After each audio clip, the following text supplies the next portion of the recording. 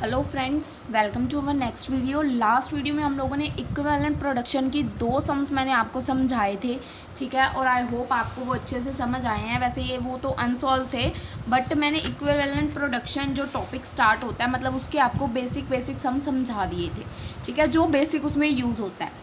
उसके बाद देखिए इक्विवेलेंट प्रोडक्शन के अंदर सब टॉपिक्स हैं जो कि अब हम उसको देखेंगे और थोड़ा सा समझाऊंगी आपको कि वो चीज़ क्या है। पहले मेरे को लगता है कि आपको ये थोड़ी सी फ्रेंड्स जो ये थोड़ी सी थ्योरी लिख रखी है ना, अगर आपने इसको रीड कर लिया तो आपको सम आराम से समझ आने वाला है। जो इसके अंदर ही सब मेथड है, आपको इक्विवेलेंट प्रोडक्शन का जो हमने वे किया है सम का डिट्टो वही है, कुछ चेंज नहीं है। बस इसमें नॉर्मल लॉस या अब नॉर्मल लॉस वगैरह ऐड होने वाले हैं, तो बस उसको थोड़ा सा आपको समझना है। और देखो क्या समझा रही हूँ, कैसे समझा रही हूँ, बहुत ईजी है।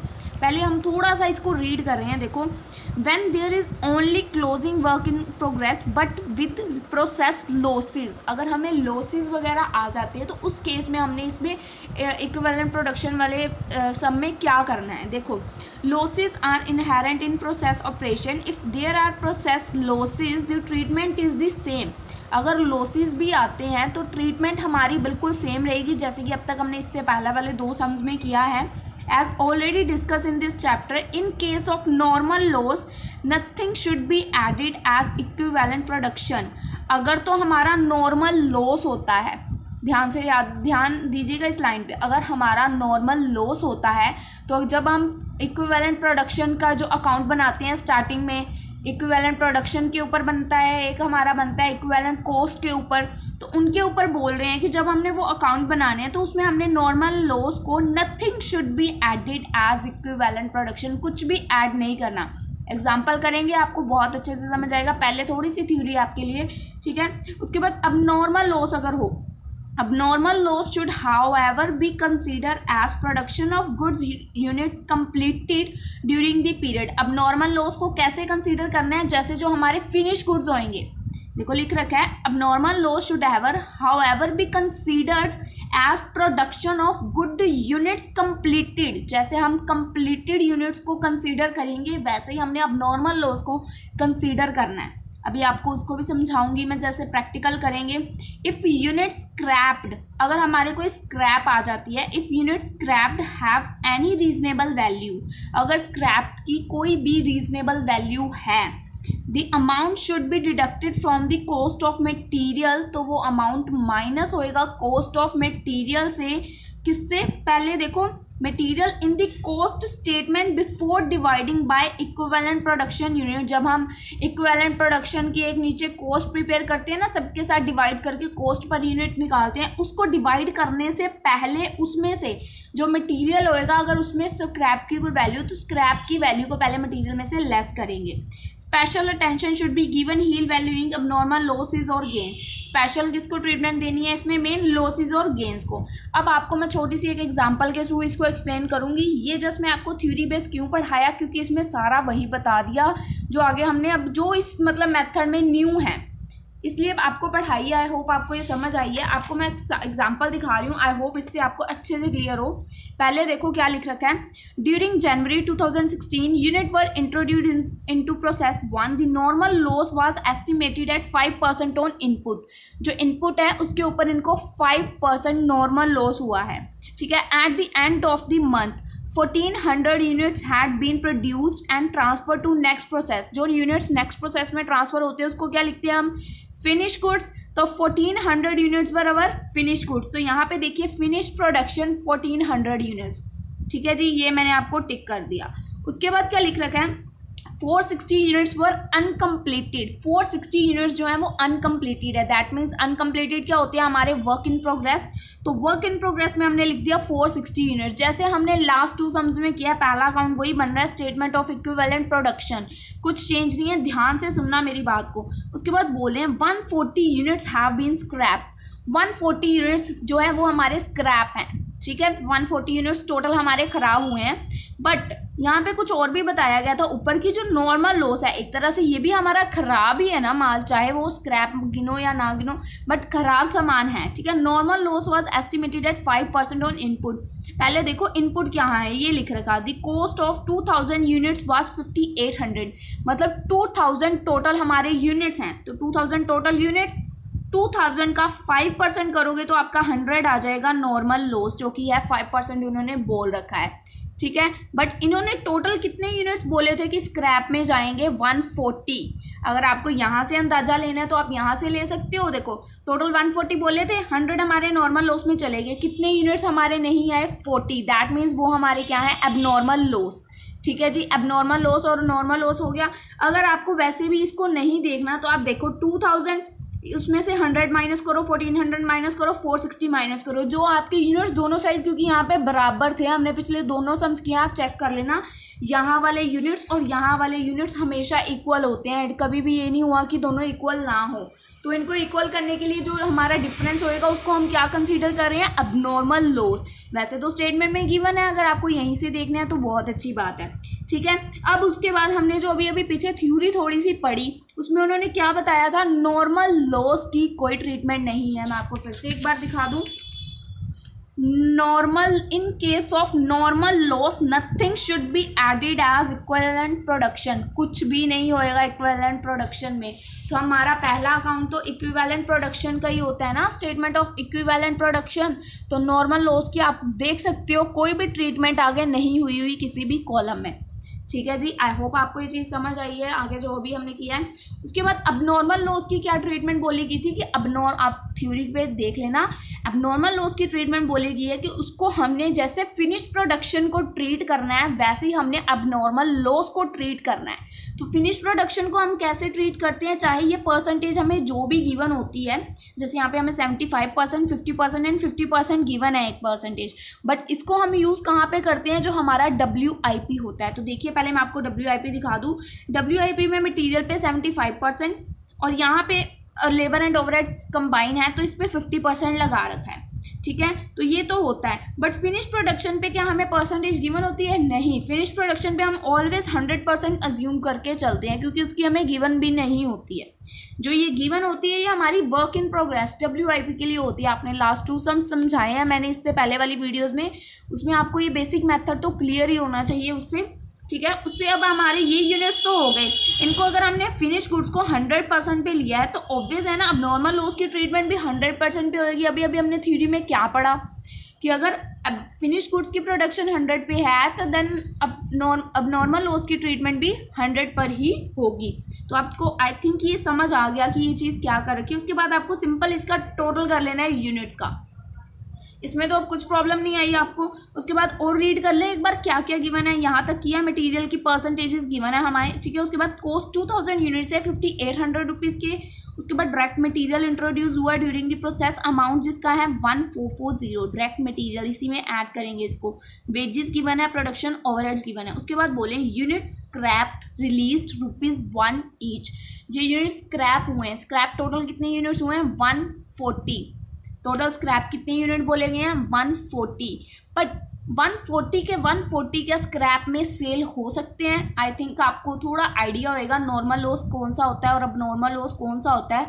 नॉर्मल लॉस वो होता है जिसको हम, जैसे हमारे कपड़े खराब हो गए, यहाँ लगा लो हमारी नोटबुक्स हैं भर गई, ठीक है, ख़त्म होगी, वो नॉर्मल लॉस हो गया। बट हम उसको जो आगे रद्दी में सेल कर देते हैं, एक तरह से आप बोलो स्क्रैप में सेल कर देते हैं, कुछ अमाउंट रिसीव हो जाता है ना, तो वही चीज़ बोल रहे हैं कि स्क्रैप में सेल हो जाएगी। बट क्या आप मेरे को ये बताओ, नॉर्मल लॉस तो माना कि रद्दी में सेल हो गया, अब नॉर्मल लॉस क्या होता है, अब नॉर्मल लॉस जिसकी रिकवरी नहीं हो सकती, जिसकी रिकवरी नहीं हो सकती, तो दैट मीन्स इस लॉस को हम कंसीडर अभी नहीं करेंगे स्क्रैप की वैल्यू में। तो ऑब्वियस है यार, अगर कोई चीज़ है वो जल के राख हो गई है तो क्या वो स्क्रैप में सेल हो सकती है, नहीं हो सकती, नहीं हो सकती ना। अगर कोई चीज़ जल के राख होगी तो ऑब्वियस है उसकी कोई भी वैल्यू नहीं है।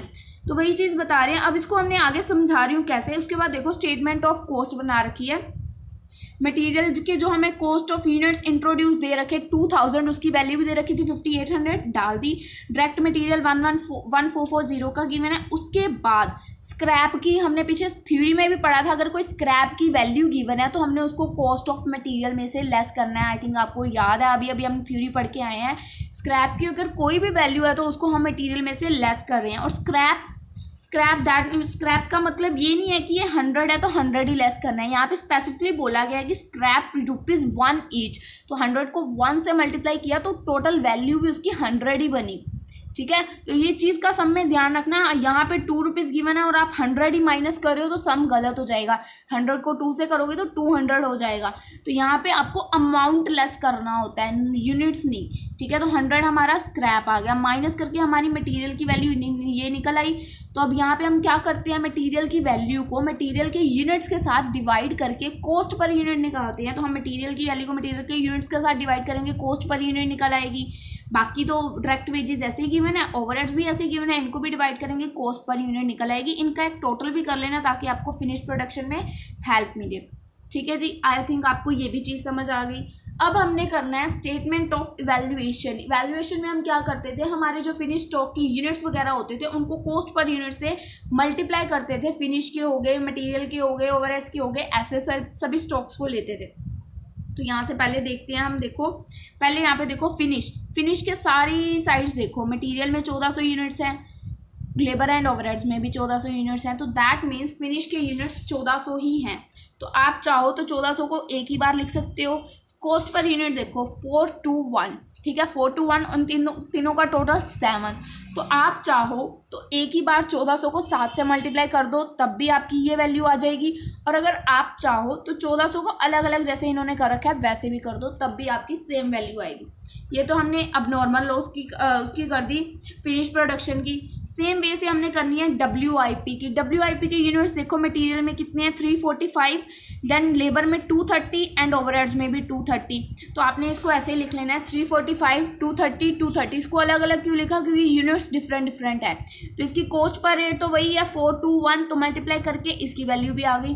अब ये वैल्यूज़ जो आ रही है ना, आप कहोगे इसका क्या यूज़ है, ये यूजेबल है। अब ध्यान में देना, आपको आगे समझ आएंगी कि ये कहाँ यूज़ हो रही हैं। पहले आप एक और चीज़ रहेगी हमारी, डाल लो देखो। उसके बाद हमने फिनिश की एंट्री भी डाल ली, WIP की भी डाल ली। नॉर्मल की देखो कोई मुझे दिख नहीं रही ट्रीटमेंट। उसके बाद अब नॉर्मल लॉस है, ये भी 40 है, 40 यूनिट्स है। तो दैट मीन 40 को भी कॉस्ट पर यूनिट के साथ मल्टीप्लाई करना है। तो मैंने यहाँ पे 40 को भी 421 से करके इसका टोटल भी आ गया हमारा 280। ठीक है जी, ये चीज़ तो आ गई आपको समझ।